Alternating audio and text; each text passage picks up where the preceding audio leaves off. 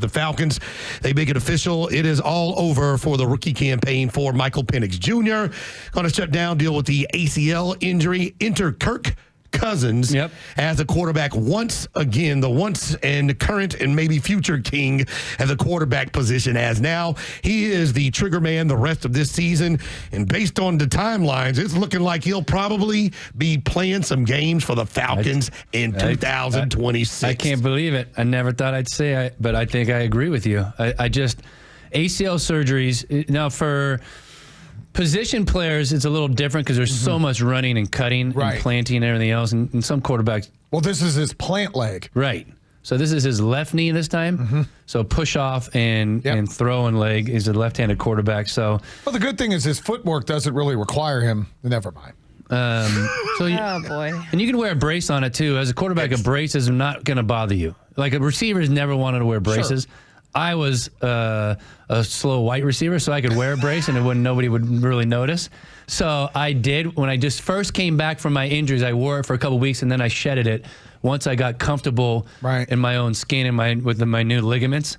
So he's going to have to do the same thing. I talked to a doctor last night about the partially torn ACL. He talked about a soccer player, a female soccer player he worked on that had a partially torn ACL, like 20% torn, and tried to stay out and play with it. And every once in a while, it just felt so unstable that finally she just said, let's just have the surgery. So as a football player, you can't. As an active athlete, you cannot afford, if you continue to want to be an athlete, you cannot not have surgery. Standing in the pocket with 300-pounders running around you, trying to run, do whatever. The question I have for It'll be a normal surgery, normal ACL surgery. So full surgery, which there have been advances in technology where 6 to 9 months you can be back. But every timeline I saw yesterday said at the earliest would be the start of the regular season next year. And that's just physically being back at the start of the year. It's not being ready. There's such a difference. I mean, I've never had the ACL surgery, but as far as the Achilles goes and watching what I saw with Kirk Cousins, I understood it, especially now after the fact. There's being back on the field, and then there's actually being back 2 years later to what you feel like you should be capable of doing athletically. I don't know if the ACL is the same way, but just because I heard his timeline was back at the start of the year, I thought that doesn't mean he's going to be back playing the way we want to see him. It's just ambitious. Right? You only seen a few guys. Who was Terrell Suggs came back in like 6 months, which is ridiculous. Jerry Rice came back and broke his kneecap, in the same season because he came back too soon. I guess some guys are different. Well, let's remember the ridiculous story of Aaron Rodgers a couple of years ago when he tore his Achilles in the opener, and they're like, he'll play in December. No, he won't. No. We knew he was never going to do that. So it's how you're built, too. And it's not like he's like the strongest guy or most physically gifted. A lot of guys with big quads and strong quads can get away with it. He's got those chicken legs that we like to draft and bring in here, so it's not going to – it'll be very interesting, and I do not foresee him being like 100% to start the season. Yeah, it's going to be after the season starts. That's another thing we need to stop doing. Stop fooling and lying to ourselves and being lied to. He's not coming back until after the season starts next year, which means Kirk Daniel Cousins is going to be the starting quarterback for the Atlanta Falcons. Who is going to be It makes no sense to go out and look for another quarterback when you got a guy under contract, overpaid that is already here, and you have a veteran situation. Whoever's coming in here, offensive coordinator, new coach, new GM, you don't need to start going through the abyss of trying to find who's going to be quarterback. Just let him play it out and let it clear the books. We need to flush this entire thing down the drain so the new regime can have a fresh, clean start. Yeah, but him being on the roster doesn't clear the books. Then all of a sudden, the second he's on the roster, it's a $35 million base salary. You can move the numbers. No, plus $12.5 million. You can move all those numbers. Plus 10. No, that's just prorated. That's not. That doesn't count. No, he's not if getting he's paid on that. the roster, his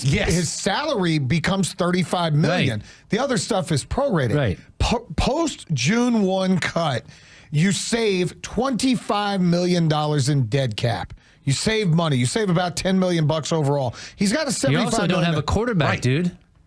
So you have and to you don't have a first-round pick. That's what you have to ask yourself. So throw him on the roster at $35 million more to have him be a quarterback at 38 years old. He's barely a quarterback now. So what do you expect? You're not winning. I don't know that's true. We need to be honest. You're not winning next year. Then that's why you don't need him on the roster at all. If you're not winning anyway, you need a why quarterback. the hell have $35 million? Look, I saw this team with the last GM who was here have the worst cap situation in the history of the NFL. 2 years later, you're just fine.